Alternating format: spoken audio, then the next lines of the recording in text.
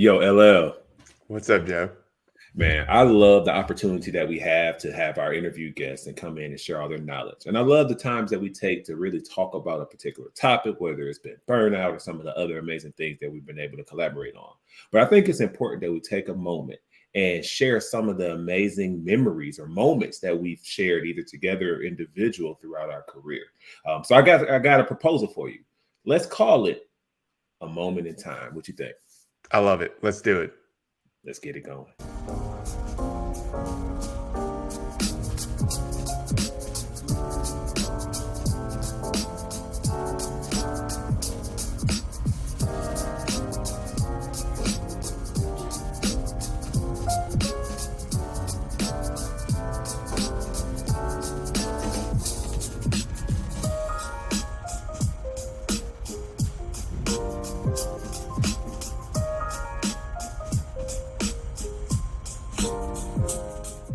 What's going on, ATJ family? Welcome to another moment in time where we'll like to take a moment to talk about some of the things that LL and I have experienced throughout our career, have a brief conversation around them. So, LL, what's up, man? Living the dream, man. Yeah, you always are, man. Of course, being on the box next to me, that's anybody's dream, buddy. So, today's moment of time, I got a pretty interesting question that you and I will both talk to. So, let's start. It's a two-part question. But let's start with the positive. The positive part is, what was the best work compliment you've ever received? Frame it for us. Give us a little context around that. Yeah, best work compliment. So this one, I'm not gonna pinpoint any specific work compliment. This is something that's happened to me a couple times, probably a handful of times now. But anytime I've gone to a new organization, new employer, if former team members, direct reports reach out to me and ask me if there's a role available for them, that just means the absolute world to me, knowing that people trust me with their careers. People trust me with potential moves and all of that. So honestly, that is probably the best thing that anyone has ever said to me. And again, it's happened several times now. So oh, yeah, nice and short and sweet here. Nothing too crazy. But Joe, I would love to hear about yours. No, I'm not gonna let you get past that first. I'm gonna tell you about mine, but I do got some follow up for you because I probably know some of the people where this has happened, and I understand why. But as easy as you can articulate it, why do you think, or what about your connection as that person's leader or as their colleague do you think makes them gravitate to wanting to potentially follow you to a whole new organization? Because I think that's the important part to understand from that story. Yeah, that's a really great question. I think what it is the people that have worked for me, they know I have their backs. They know that I trust them. I hired them for a reason, right? They're on my team for a reason. I'm from a tactical standpoint, I'm not a micromanager. It's, hey, here's the goal. Here's what we're trying to do. You figure out the best way for you to do it. Yeah. And, I trust them. And if something doesn't work out, I'm responsible for them. I know that. They know that, maybe I should have given them a little bit more direction or whatever it could be. But I really think it goes back to just having that level of trust. Yeah, that's huge. That's huge. And I can second that as you mentioned, that's someone who's not necessarily followed you. So the only difference in my story and the one you just shared is I didn't call you first. I called you. But everything you just shared is the reason why I took the call and actually seriously considered it, because the initial call, I'm like, no, I don't want to do that. It was about relocating. It was about a whole new everything. And I was progressing in the role that I was in. So it took you for me to actually consider. And it was one of the best considerations I've ever made professionally and maybe even personally. But all the things you described are the reason why I took the call. So a little different, but the same feelings on the reason why, because anybody else maybe would have caught the dial tone. Yeah. I don't even know if cell phones have dial tones anymore, but there you go. Now I'm aging and dating myself. Oh man, that's hilarious. Yeah. Dial tones. Um, Go ahead, man. No, I was just going to ask you. I was just about Yeah, to turn it around on you. sure, I would sure, love sure. to hear about your best work compliment. I know you've Man, it gotten a can't. lot, so you got You you can know, only choose one. yeah, I'll split out the strikingly handsome ones that I've received in my mind. Um, Man, so as I was winding down in my most recent opportunity, so obviously there's no point to talking cold. We said it many times. You know, the last place I worked is the electric vehicle manufacturer Rivian, and as it was becoming obvious that my journey was ending, and you know that's another story for a whole nother day.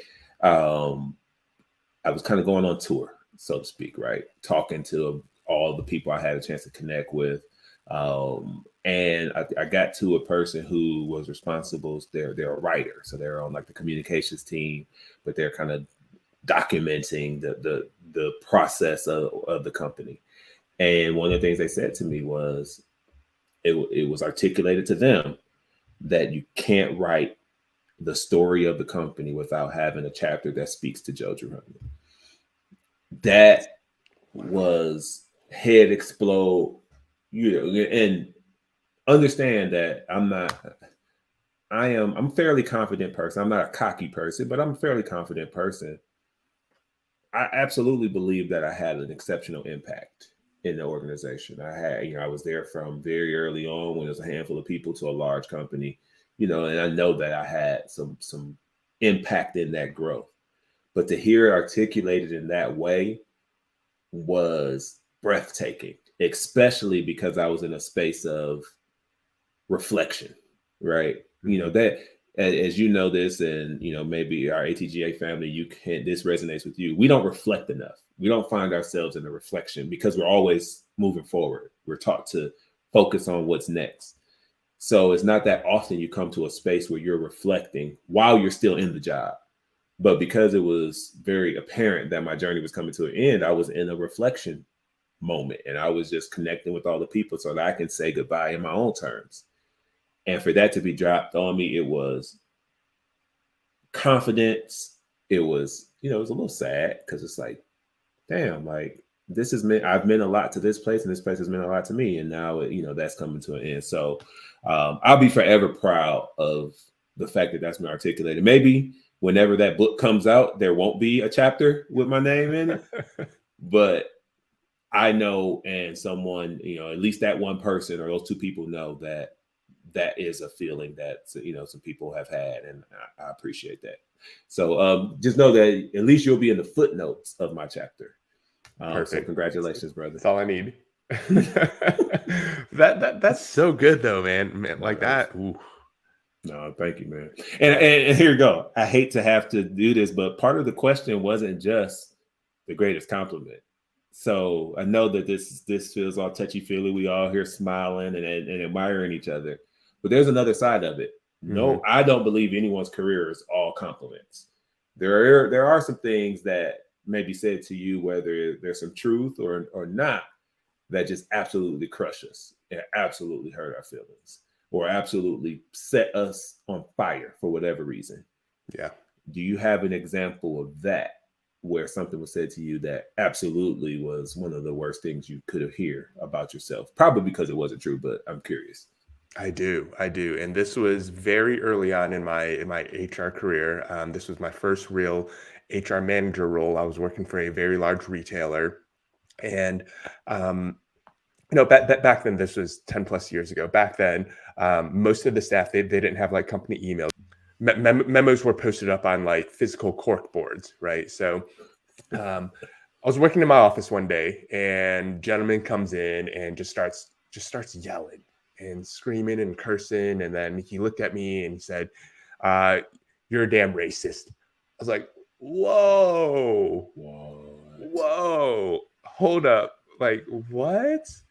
And Wow. and Joe, you and I have talked about this before, like what runs through your mind at the time, and like me, I know I didn't knowingly say or do anything offensive, Right. but am I like just so ignorant that accidentally said something or said something, did something, and not know that I was Mm-hmm. offensive, right? So, Mm-hmm. so that was running through my mind. I was like, oh my gosh, like, what did I do? What did I say?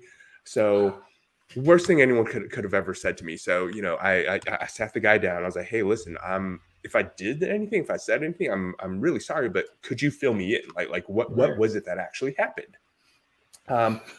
So this guy starts talking, and at the time, at this retailer, we were looking for, we were creating like a celebration committee, a party planning committee, whatever you want to call it, and I had posted up the committee up on the corkboard that day.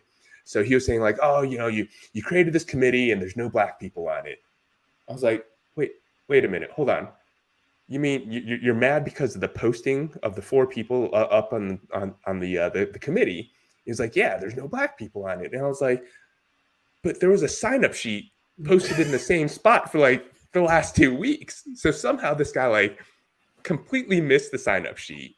It was completely voluntarily, and got mad at me because like only 4 people signed up, and on top of that, like we wanted like at least 6 people on this committee.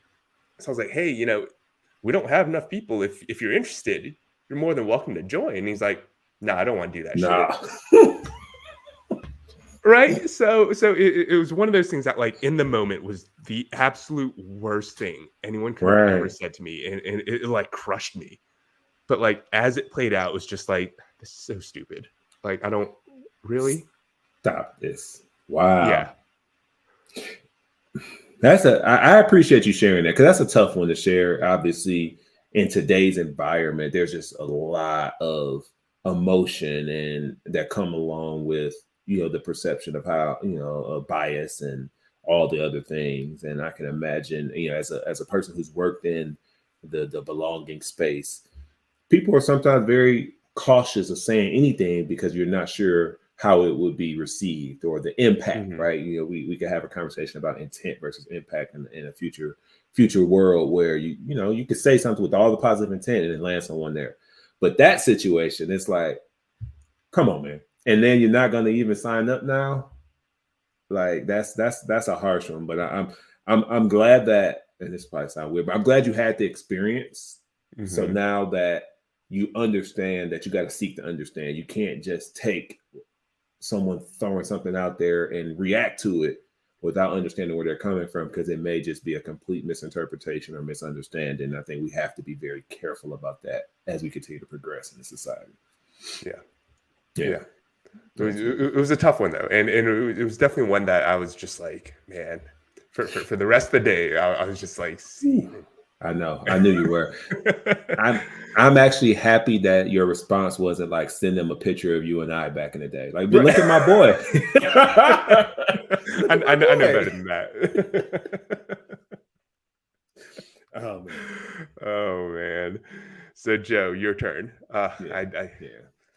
That So one mine. got me worked up. So I I know. think it's your turn now. I'm worked up too. I'm worked up thinking how you gonna talk about my boy like that. Mine, it definitely wasn't as damning as what was said to you, but I'll explain why it was one of the worst things ever said to me. When you think about bias, especially unconscious bias or microaggressions, it's hard. It's really hard to articulate how those things land on us until they land on us. And one of the things that I was very proud of growing up is, obviously growing up in Detroit, and all the stereotypes that come along with that. And then being an athlete, playing basketball throughout college. I still got it. So if any of our ATJ listeners, unless you're under 30, if you're over 30, let's go. Let's get on the court. But anyway, playing basketball throughout college and whatnot, I was always proud of the fact that I did not match the stereotype of the athlete who doesn't care about school, The or dumb jock. the dumb jock, if I could be a little more dramatic about it, right? That wasn't me. Like I have a couple 4 points on my transcript because that was something that my parents just instilled. And then I also realized, like, I'm probably not good enough to make money at this, so I need to maximize this college scholarship so that I can figure out a way to make money. Because I'm probably not, like in high school, I'm like, oh, I'm going pro. About that first college workout, you're like, probably not. There's some guys that are a little better than me. But anyway, going into the corporate world, going through some of the hurdles that we had to go through, that we've shared, and then getting my first leadership experience. Then, set the stage. I've been a leader for a few months, doing pretty well. We're in this calibration. We do a year-end calibration. All the leaders are talking about the performance of their employees. And this is my first time ever experiencing this. So I'm prepped. I prepared myself. I'm ready to go. And so when it's my turn, I run down the list. I think I had 10 direct reports, and this person is great because of this. This person is good because of this. This person is not doing well because of this. And I just give it the full scope. My boss's boss stops me to give me kudos or props for how well I articulated myself. And that was an absolute slap to my face, man. And I was very, very offended. Real quick, he gave you kudos? Kudos. And it's a public kudos in front of the whole team. Not of how well I assessed the employees, not with the supporting factors of why I made the decisions that I made, how well I articulated myself. So you got to understand, I've been to 6 months of those meetings. I've never heard anybody else get props for using proper grammar, right? And being able to articulate a sentence and a full sentence. And like I got a college degree like everybody else here does. Like it felt like pandering. And I was hot about it because I did not want to be looked at as it's a surprise that this man can articulate himself. Mm-hmm. Especially not knowing that public speaking was probably my number one strength. So I don't want kudos for something that I know I can do. Talk to me about my strategic thought process or the other compliments that were thrown out there around holding people accountable or whatever the leadership fortitude that it took. Don't give me a compliment about being able to put a subject and a predicate together. Like that just felt super offensive. And I voiced it, but I voiced it in a way that showed anger. So it got diminished. My feedback got diminished behind me getting angry that microaggression or that bias was brought out in front of everybody, as opposed to looking into what was actually said and why there was a problem there. And this is like 2009, 2008.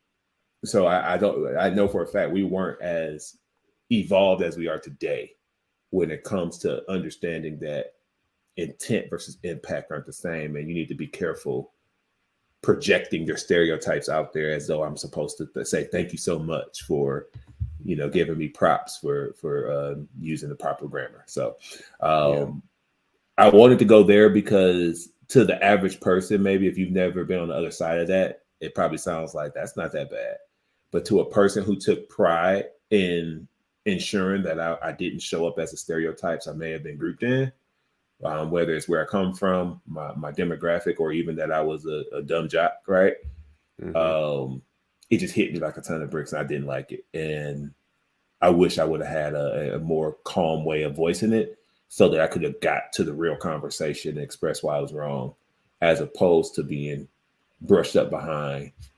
There goes the big angry black man getting mad again. So, man, that one didn't feel great at all. And I hope everyone has the fortitude to speak up if you're ever put into one of those situations where, someone thinks they give you a compliment and they're just backhand slapping the shit out of you.